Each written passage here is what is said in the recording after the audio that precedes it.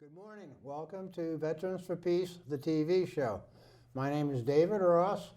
I went to South Burlington High School, University of Vermont, enlisted regular Army, was stationed in Germany, volunteered to go to Vietnam, did 2 tours in Vietnam as a combat medic with the 1st Infantry Division. The things I saw, the things I'm guilty of having participated in, what we did to those people, and we killed over 6 million people there, that was the American Holocaust. No, war is not the answer. Dave? Dave Ransom. I have felt from youth that war was not the answer, but I went along with the patriotic Boy Scout oath and just went into the military during the Korean conflict, they call it, and was part of the Lightning Division and Nike site and chaplain's assistant, and then the chaplain left and the colonel insisted I take over the chapel, and from there went into ministry. And my first ancestor was a migrant. All my ancestors here were migrants. You're a migrant background, yeah. And so I'm really interested in hearing and have followed this tragedy. Oh my God, it's so easy to compare the tragedy of migrants today with actually what is happening with the bossism, as I would call it, in the United States Senate as we speak. It's this power struggle that the human being has not grown up yet to deal with. It would all be settled by what my wife used to do with the kids in the backyard. When she'd look out the window and say, you know, if you don't settle it now and come in, supper is ready. Well, the fight would immediately stop and they'd come in. Anyway, I'm eager to hear from this today. I don't know how so many of us have missed it, but the only non-migrants in America are the first peoples, the peoples that have been here for thousands of years. All us white Christian types, and later the black people who we brought as slaves, were all immigrants. My first immigrants were here like in the 1600s, the Shields, French and Indian Wars, all this stuff. But we are immigrants, all of us. And this country has been made great by immigrants. Some of the most productive people that have come into this country, scientists, educators, artists, they've been immigrants, all the way from the beginning, all the way up till now.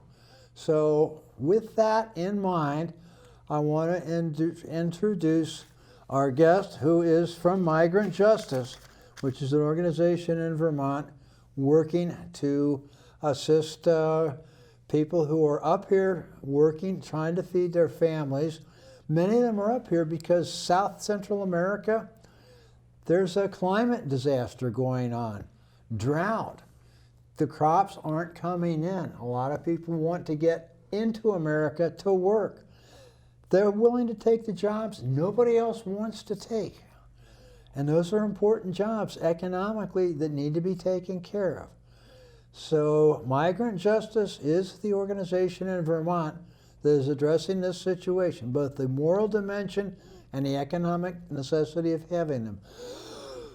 So with that, I'd like to introduce today's guest, Will Lambek from Migrant Justice. Will, give us a little bit about your background as a person, and then tell us about the organization, what you're doing, and how we can help. Hey, well, thank you very much for having me on. I grew up in Vermont and in Montpelier, not far from here, and actually my sort of first foray into activism and organizing was in high school. 9th grade was 9/11, followed by the invasion of Afghanistan, invasion of Iraq. So high schools at that point were, and continue to be this day, a fertile recruiting ground for the armed forces. And I remember armed forces setting up recruiting tables, and students began to organize for counter-recruitment or truth in recruitment to try to get these recruiters out of our school. And we had a walkout at one point when a band from the Marines came, and we had a mandatory all-school assembly where the Marine band played songs including Outkast's Bombs Over Baghdad in particularly poor taste. So students protested that and refused to sit in on the military propaganda. But to get to the subject of migrant justice, I was actually living out of state when I first heard about the work of migrant justice in Vermont. And I was listening to a radio piece on VPR and heard about the existence of immigrant farm workers in the state, which is something that I think, like many Vermonters, I was totally ignorant of.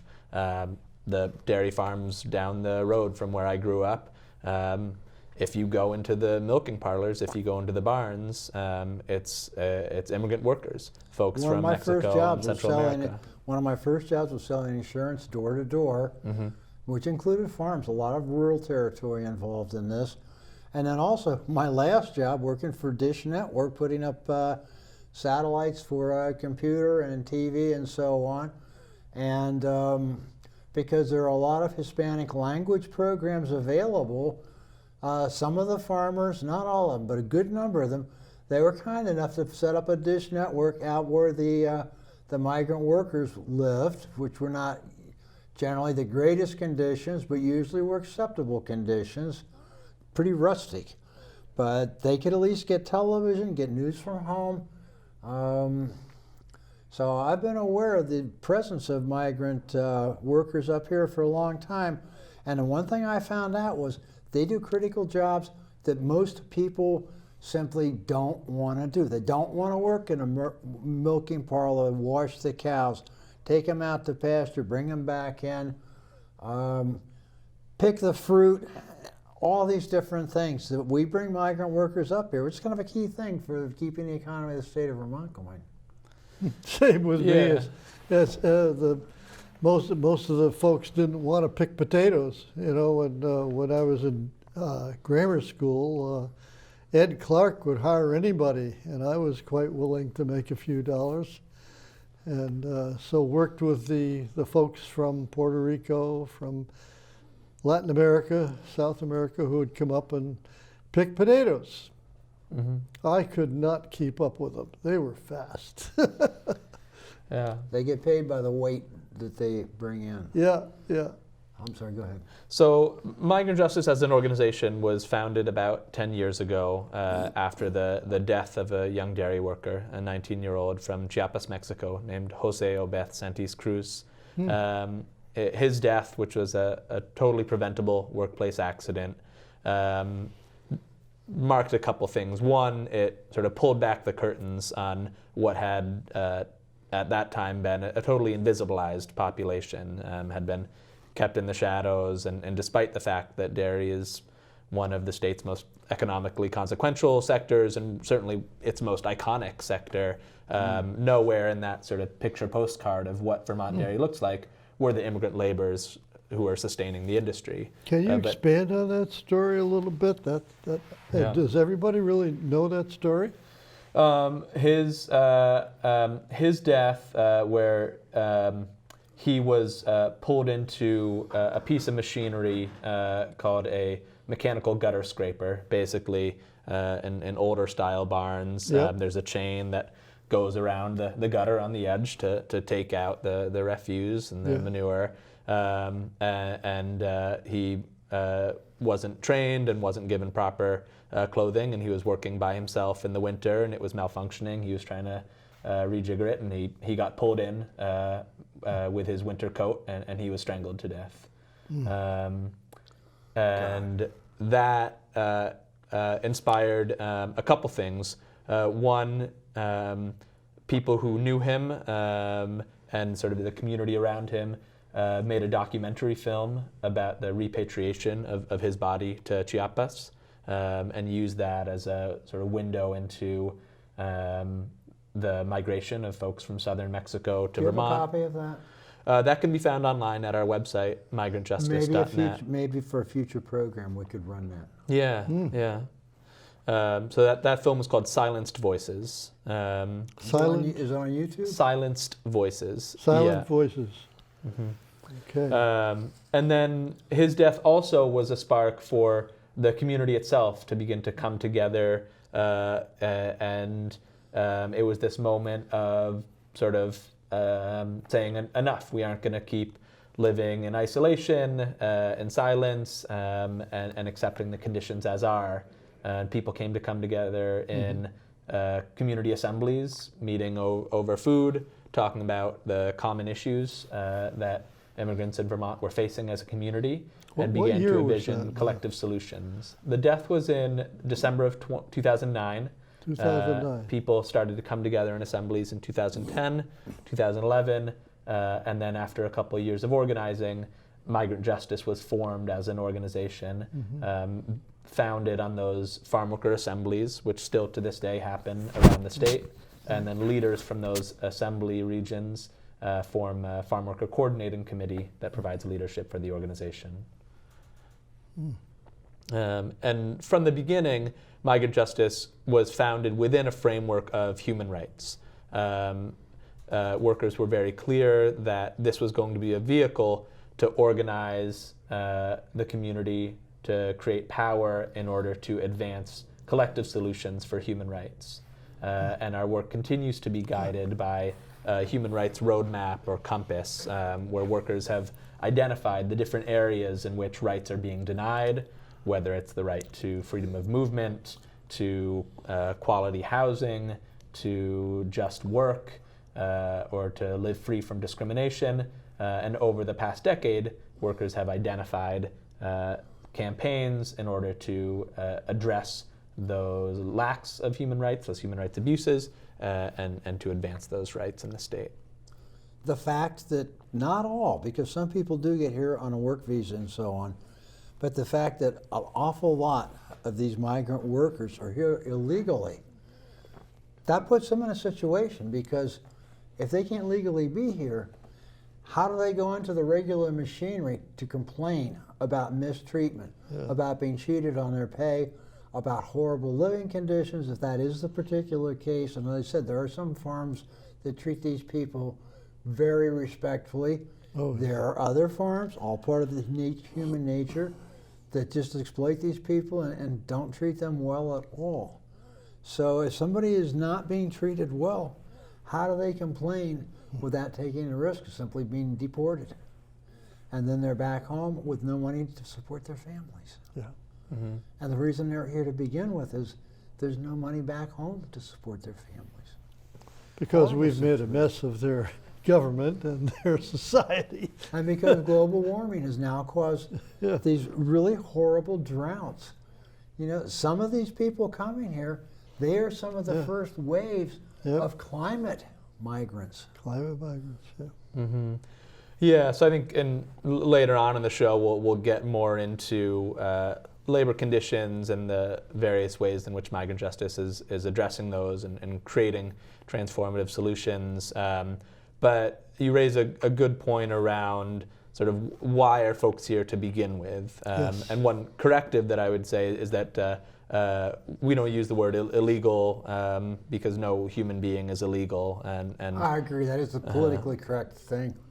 So workers without status or undocumented workers, you're absolutely right that the vast majority of workers in Vermont's dairy industry, as well as huge percentages of workers in agriculture throughout the United States, are undocumented.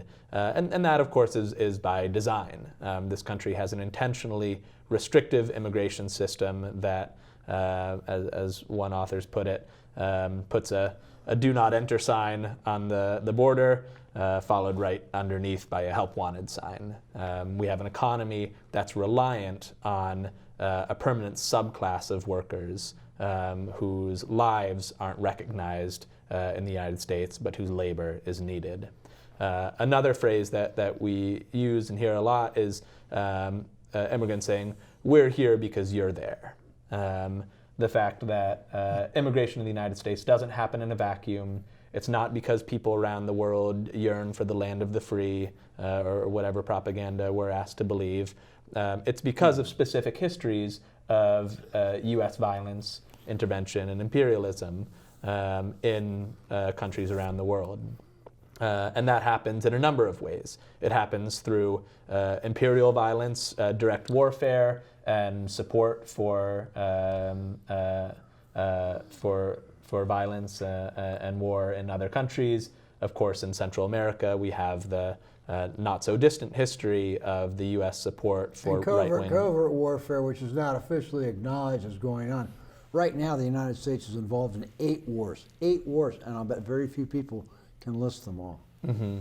And a lot of other military interventions that we who try to follow this stuff online and through our connections with various organizations, there's stuff going on we don't even know about. Yeah.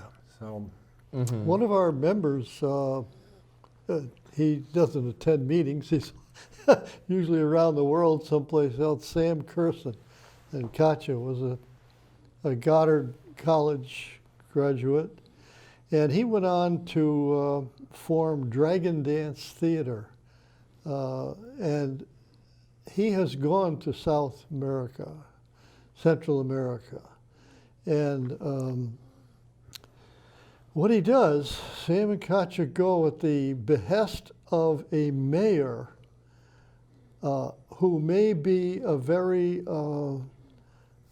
compassionate kind of mayor, not a greedy kind who wants to line up with the big powers for whatever resources he can give them, but who wants the people to participate in government. And they will ask Sam and Katja to come and develop a play like our, what's our gang up there in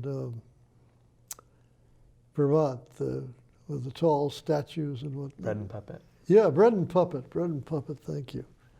And they'll develop a play that tells the history of that little town where they are. And then they get the residents to participate as the actors and actresses when they can coax them. And sometimes that's very difficult. And tell the story and give them confidence.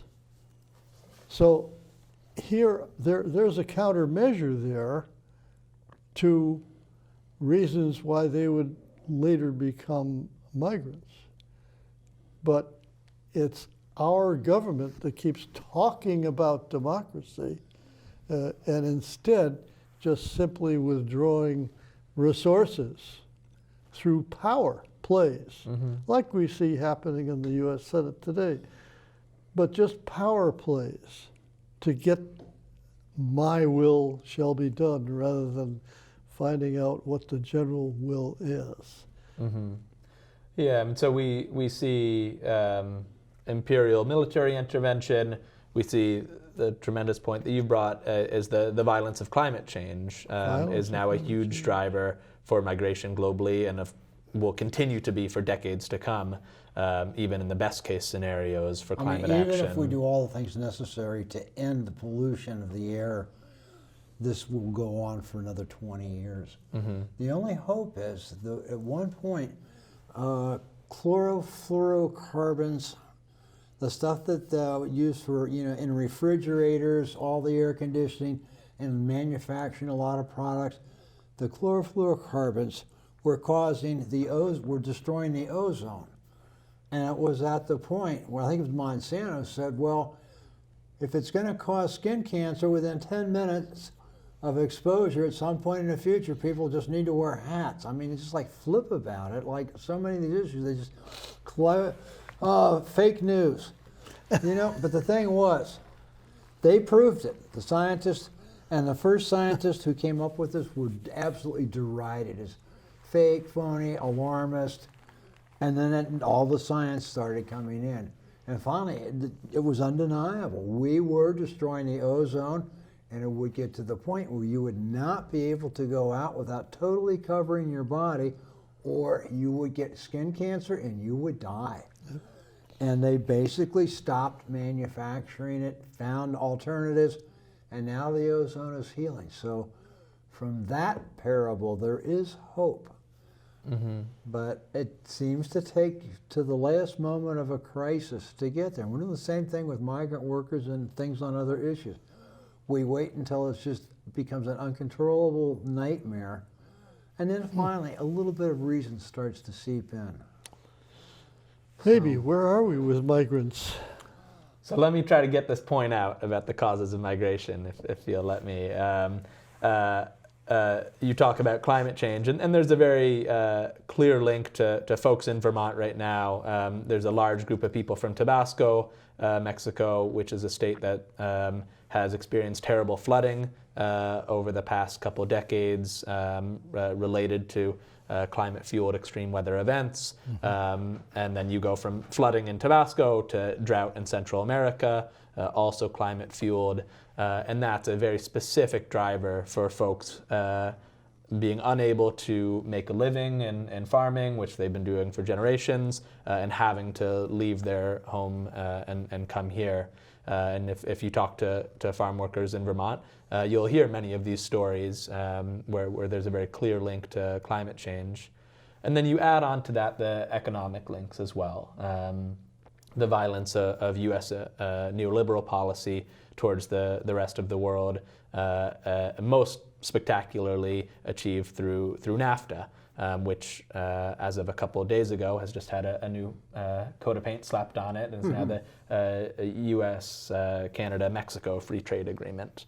But its underpinnings are the same, right? This idea that through lowering barriers to trade, this will create prosperity for everybody, when in reality, it leads to massive economic upheaval. And this was known at the time when it was signed in 1994. And in fact, we can look at the militarization of the border, and it happens in parallel with the expansion of free trade agreements in Mexico and Central America. And this was part of the Clinton administration's plan. NAFTA was signed, directly followed by Operation Gatekeeper, which was the beginning of the militarization of the southern border through building fences and walls, which of course continues to this day.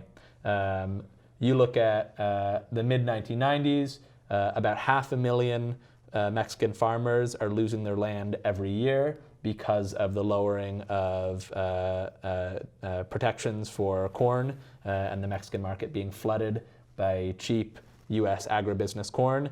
And at that same time, lo and behold, about 500,000 Mexicans are migrating to the U.S. every year. And because of restrictive and racist U.S. immigration policy, those immigrants are being forced to migrate at great peril without authorization. And so that continues today in a number of ways.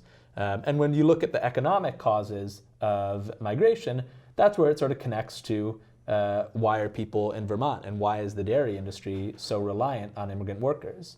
Well, it's the same neoliberal policies that are forcing people off their land in Mexico that are also causing small family farmers to go out of business here in Vermont. This ideology that the market knows best and that it's going to create the best results means that the U.S. has fled from any sort of dairy policy that supports small producers and has put dairy on the global market as a commodity. That's meant that the price of milk for Vermont farmers has been stagnant for the last 40 years.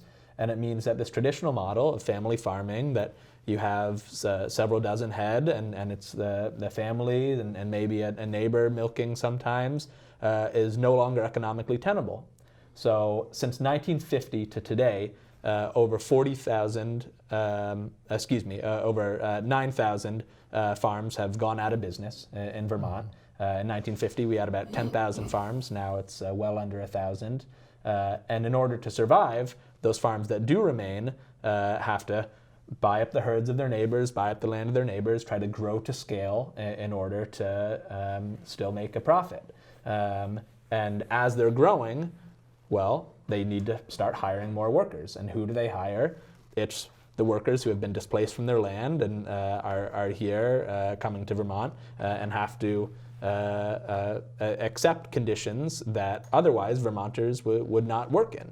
And so we see that these global forces of economic policy have created this sort of perfect storm, creating the situation that we have now, which is a dairy industry that is reliant on immigrant workers because of the economic conditions of the industry and of the labor force.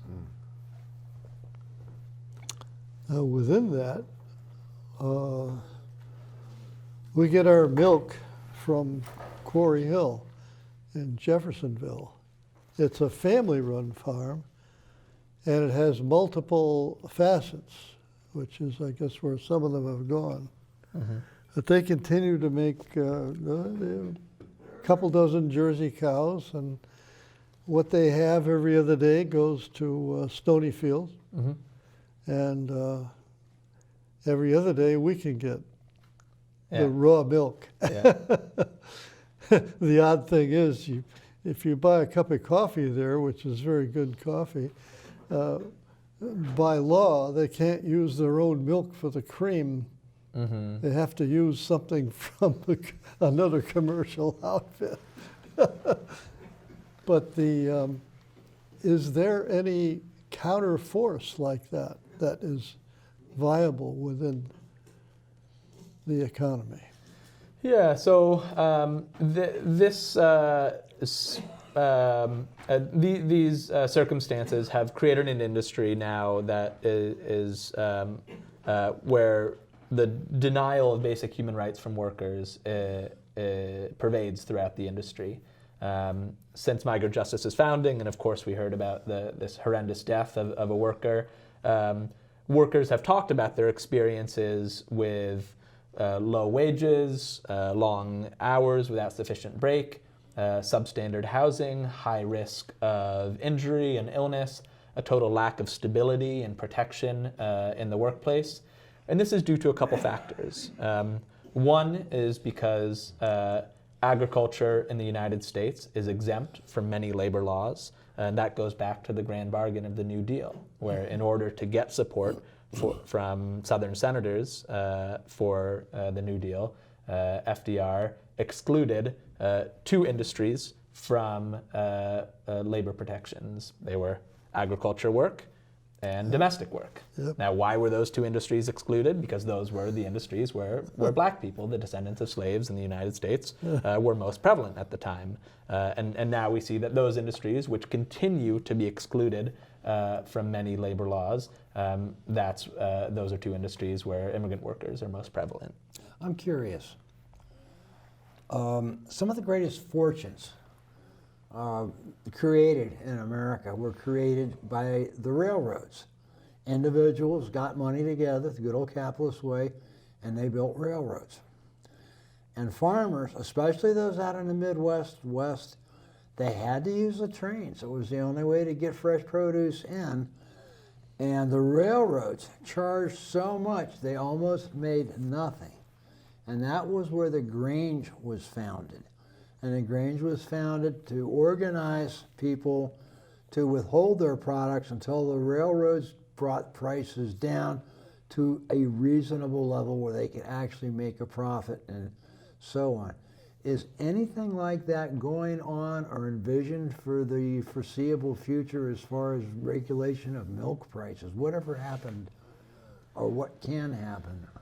Well, so yeah, at this point, there's the trend has been the reverse, that what used to be known as the Northeast Dairy Compact and other regulations for the dairy industry have all been dismantled.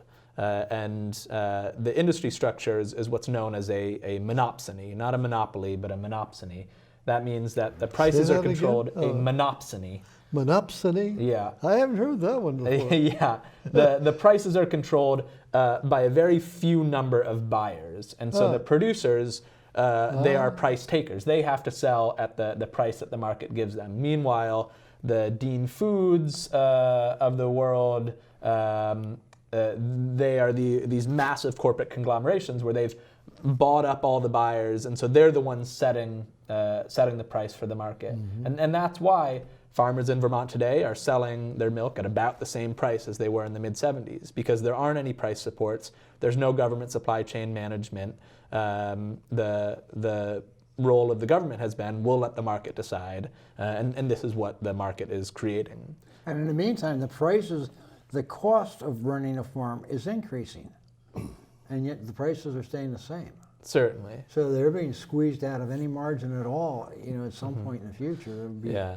And this creates a very downward pressure on labor and working conditions. Yeah. And with that downward pressure on the one hand, with the lack of labor law protections on the other, and then with the particular precarious status that undocumented workers face, with less recourse to enforcement. Although even for documented workers, enforcement of labor laws is incredibly lax in agriculture, as in much of the economy.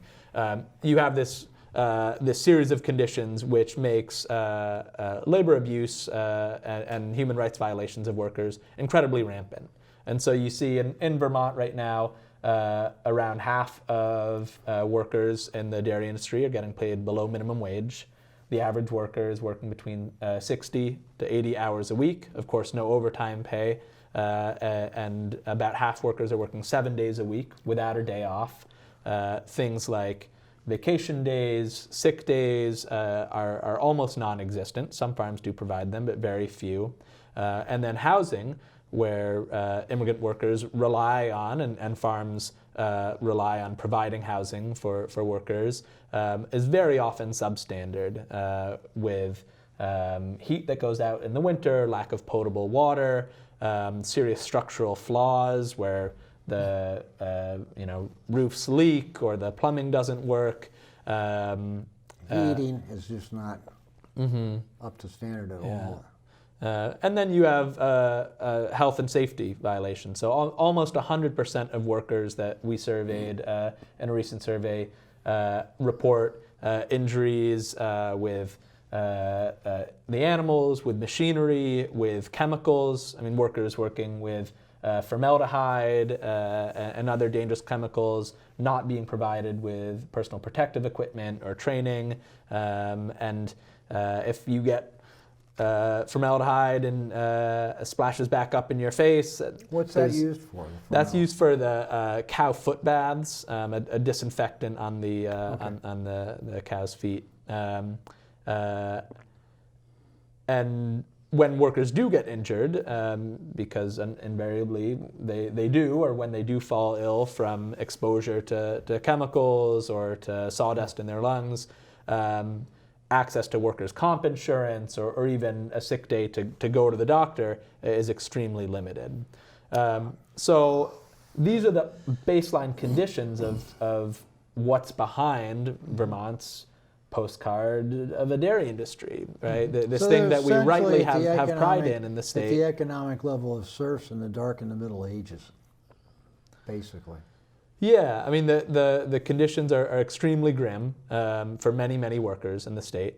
And so since Migrant Justice's founding, the organization has tried to advance different solutions for how do we resolve this question of pervasive rights violations on Vermont dairy farms.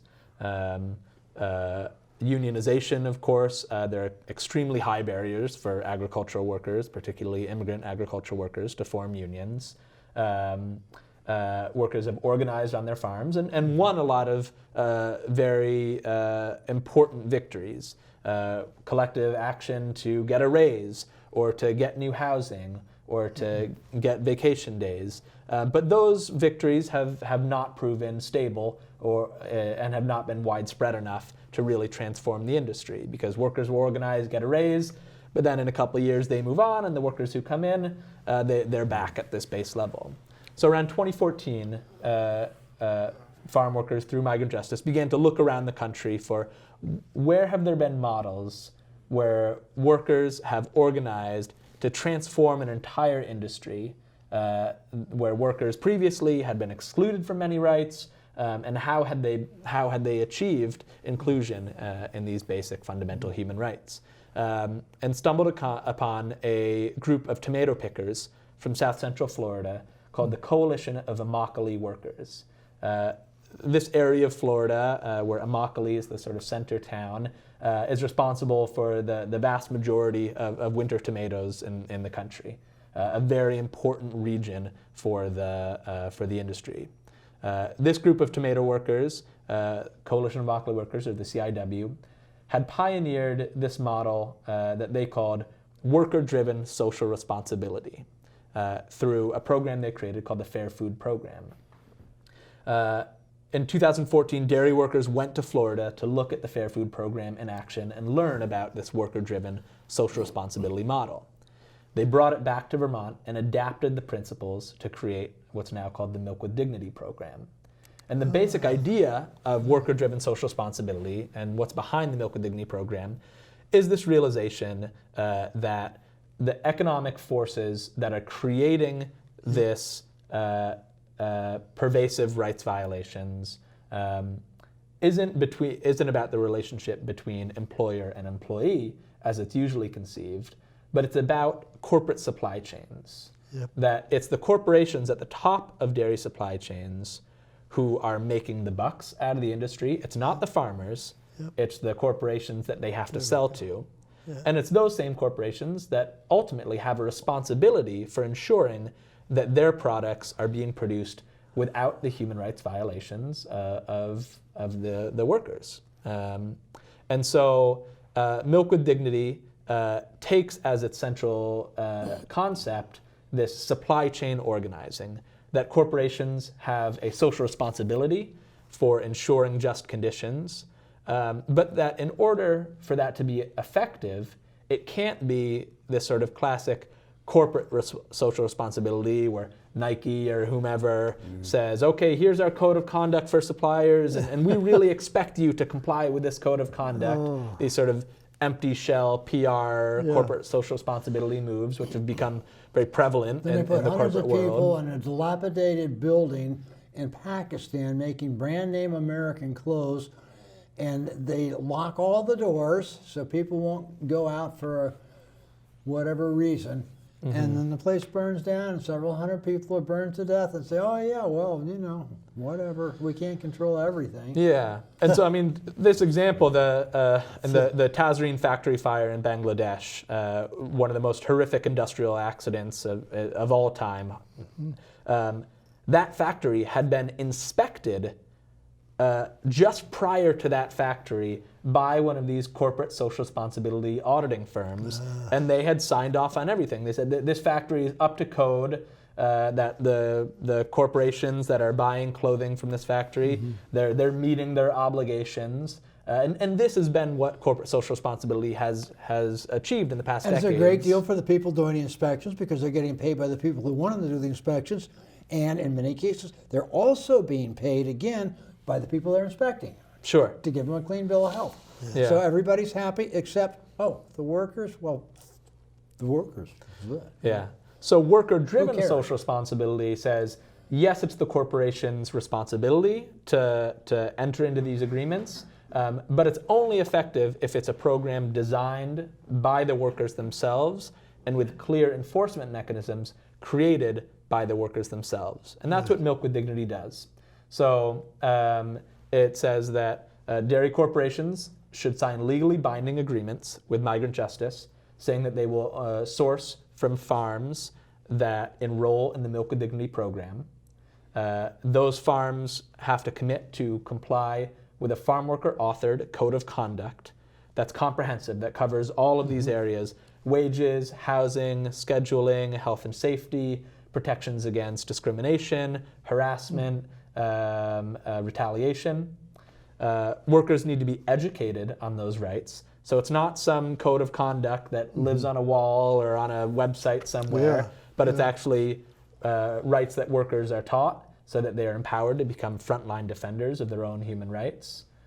That those rights should be enforced by an independent third-party monitor that's not beholden to the companies, but is beholden to the workers. And that those corporations need to pay for the changes, because corporate buyers have been responsible for driving down wages and driving down conditions, and now they need to turn those market forces on their heads by paying a premium to farms that enroll, and that higher price will be what funds raises, improved housing, vacation days, improved conditions, all of those things. Can milk products, dairy products be branded as having, the Milk with dignity. milk with dignity on it with a little explanation? Can that be done, or is it being done by anybody? So in 2000, So we know what we're buying. Yeah. In 2015, Migrant Justice approached Ben & Jerry's, of course, this world-renowned ice cream maker, with their dairy supply chain here in the state of Vermont. Their social commitment, of course. Social commitment. They have a global brand of social responsibility, right? Perhaps more than any other company in the world. Yeah. People associate them with positive values, and they talk a good game, and in many ways have followed through on that, in many ways not. But throughout their history, they had never considered what about the workers putting the cream in Ben & Jerry's ice cream. It just hadn't been on their radar until dairy workers and Migrant Justice sat down with them and said, what are you going to do to ensure that your product is being produced without human rights violations for dairy farm workers? Boy, that's a hammer. It took about 3 years of public protest and negotiation with Ben & Jerry's before, in 2017, they became the first company to join the Milk with Dignity program. And currently, 100% of their Northeast dairy supply chain is enrolled in the program. That covers hundreds of workers' rights and amounts for about 20% of all of Vermont's dairy industry. So by getting this one corporation to sign on, Migrant Justice has achieved what before then had been totally impossible. Pie in the sky dream. Exactly. I mean, 10 years ago, after Jose Obeth's death, when workers started to come together in assemblies and dreamed about what could be achieved through collective action, what can we do together as a community to change the conditions in which we live, had been this dream. And in 2017, that dream became a reality, and workers announced that there was a new day for human rights in the dairy industry. Or the beginning of one. And that has really come to pass on these farms around the state and in New York State as well, where workers who had worked for years on a farm 7 days a week without ever having a day off now have a guaranteed access to a day off per week, vacation days, sick days. Workers who for years had worked without a raise, making below minimum wage, now have a base rate plus raises every year as the minimum wage in Vermont increases, plus a bonus that's paid through the program that goes directly into their paycheck. Workers outside the program are suffering astronomical rates of injuries and illnesses. Within the program, they're guaranteed rights to personal protective equipment, training, access to workers' compensation if they're injured on the job. These tremendous changes that are afoot, and sort of underscoring all of that is this new sense of power and dignity for workers within the industry. How do people like Dave and I plug into this? Yeah. I mean, what can we do? Who's your next target? What should we be doing to try to, I mean, we're primarily an anti-war group, but we work in a lot of other areas. What can we do as a practical thing to try to move this ahead, to try to get everybody in the same situation Ben & Jerry's has consigned itself to? Yeah, so Ben & Jerry's is a great start, but 20% of the industry in the Vermont in means that 80% is still out. So earlier in the summer of 2019, after a long period of study, thinking about where should the program go next, what's the most strategic step towards bringing it to the next buyer, workers approached Hannaford Supermarket, which sells dairy products under the Hannaford brand, their store label, much of which is produced in Vermont. Hannaford's has close to 200 stores around the Northeast. They pull in around $5 billion a year. and they're owned by a conglomerate called Ahold Delhaize, which owns a number of supermarket chains, and they pull in about $75 billion a year, most of it through their U.S. supermarket division. So this is a company that absolutely has the resources to be in a program like this, and whose Hannaford brand milk that you see on the shelves is being produced on these farms where rights violations are pervasive. So in the fall, not hearing a response from Hannaford's, workers launched a public campaign, just as they had with Ben & Jerry's before that, calling on Hannaford to take responsibility for the well-being and human rights of dairy workers in their supply chain and join the Milk with Dignity program. There was a march in Burlington to the Hannaford's store on North Ave, where both farm workers and farmers enrolled in the program spoke about the benefits that they were getting from the Milk with Dignity program and called on Hannaford's to follow suit. Then in November, there's a coordinated day of action at 22 Hannaford stores around the region. People protesting simultaneously at these stores, calling on the company to join the program. And now we've just announced that in mid-March, Migrant Justice will be embarking on a 2-week speaking tour around the Northeast to talk to communities around the region about the successes of the Milk with Dignity program and why it's so important to expand it and why Hannaford needs to join. Are there other smaller? I was thinking of one of our favorite milks before we found Quarry Hill was Strafford's. And then you get these other companies like Kingdom and so on boasting they can make a better ice cream. Are there any of the smaller corporations, still corporations, I believe, that would be able to participate? Sure. I mean, the invitation is out for any dairy company to join the program by signing a contract with Migrant Justice to focus their supplies from farms that are enrolled in the program and pay a premium. To date, Ben & Jerry's is the only corporation in the program, and as a strategy, in order to have the most impact possible, we're focused on the larger companies that are the big drivers of conditions, the Ben & Jerry's and the Hannafords. But the smaller dairies, we would certainly welcome them to join the program as well. Any word Hannafords, from how about leafleting? I'm just pointing out things that have been done in other venues, and you may have very good reasons for not doing these. But I'm looking at the Hannafords. I mean, I got a Hannafords in Milton, so unless I want to come to Burlington or go to the next town up, I'm kind of stuck with them.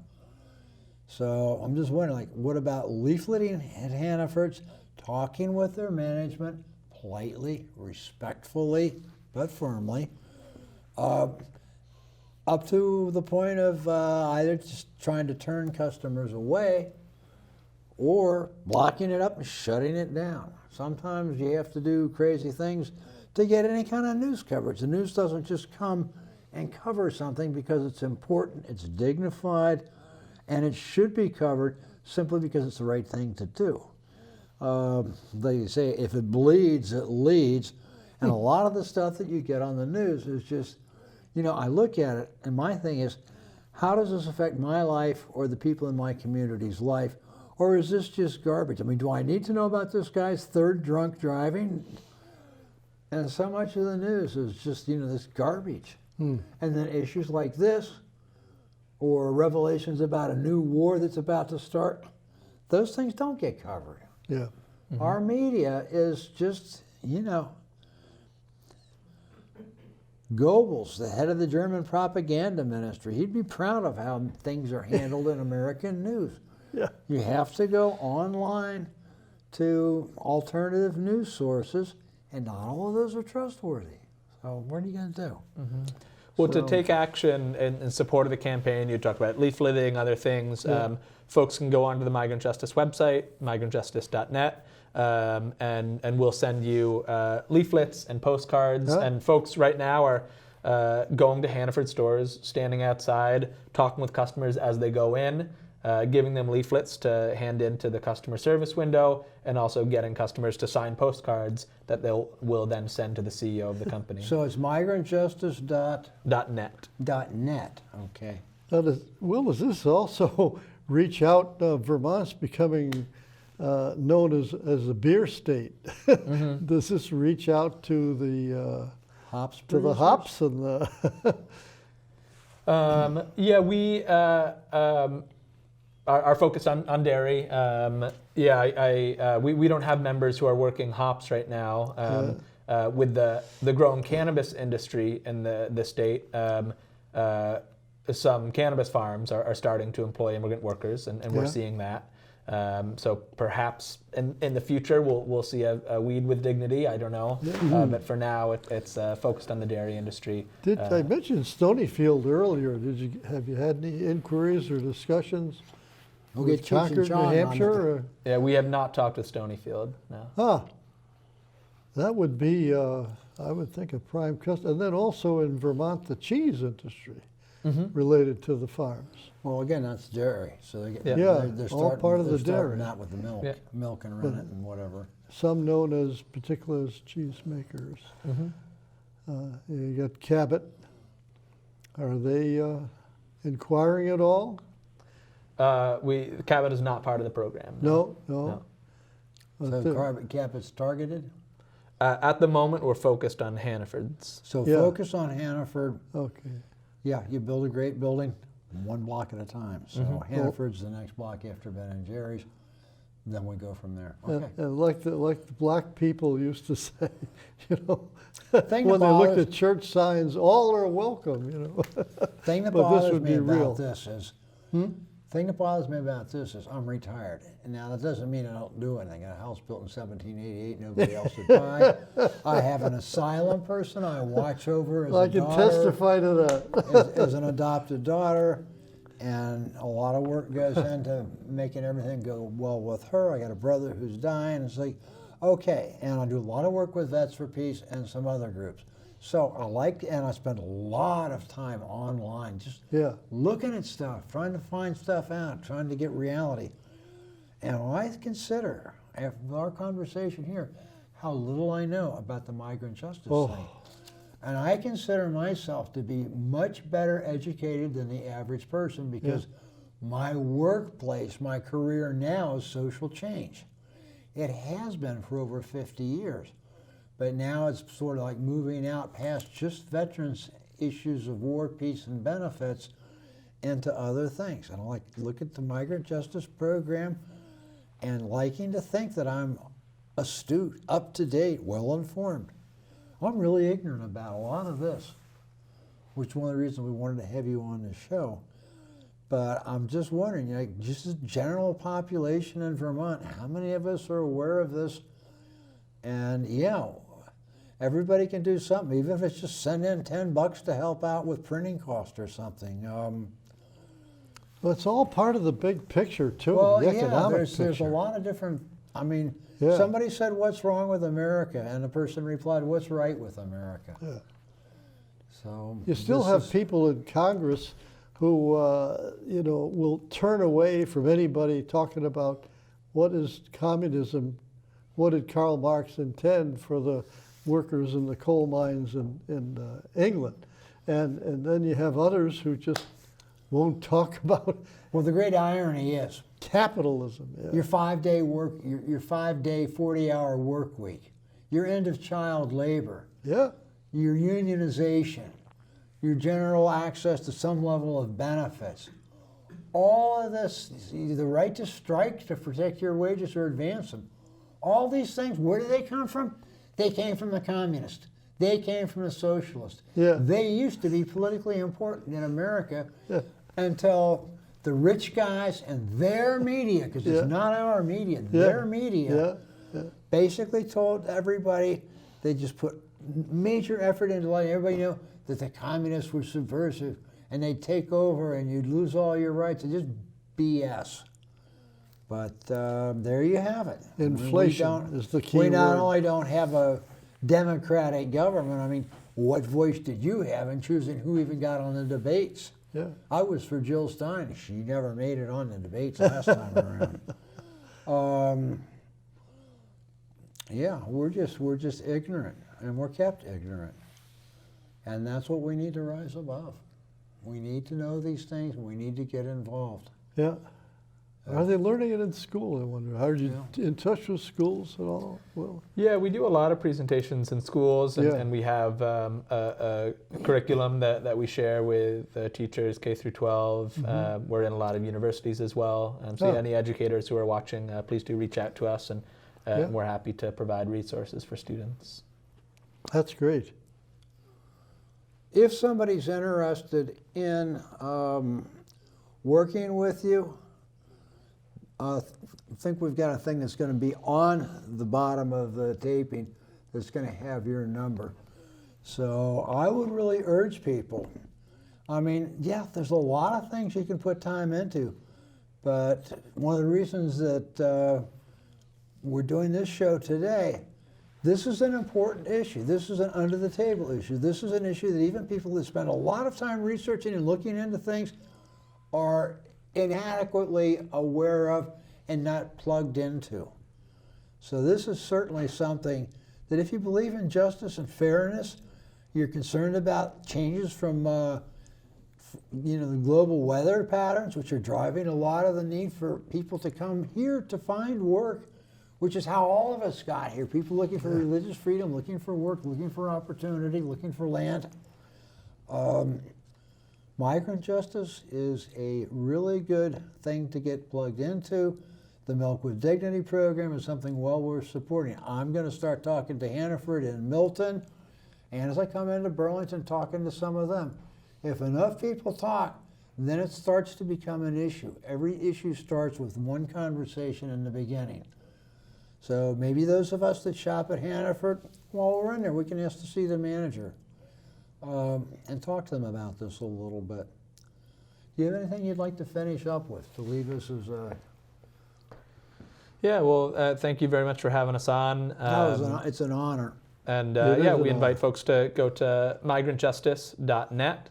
Again, that's migrantjustice.net. You can there read up on the successes of the Milk with Dignity program. We have a bunch of great videos as well documenting the successes of the program. And we can send you postcards and leaflets to take action now. And mid-March, we have our speaking tour coming up, so stay tuned for stops as they're announced. And we don't raise money on this program because there's something of a conflict of interest, but I'll tell you from my personal experience, I don't really have like surplus money, but I give money to things like this because I know leaflets, pens, papers, phones, all these things cost money. Where's that money come from? So I don't think that they will really object if you help out a little bit there too. I plan to. I've got a monthly giving program, so a lot of people cannot afford to do that. I can barely do it, so I do it to the extent I can. But your time's worth more than your money, but both are needed for this and other causes. So thank you very much for tuning in, and we will look forward to seeing you next time.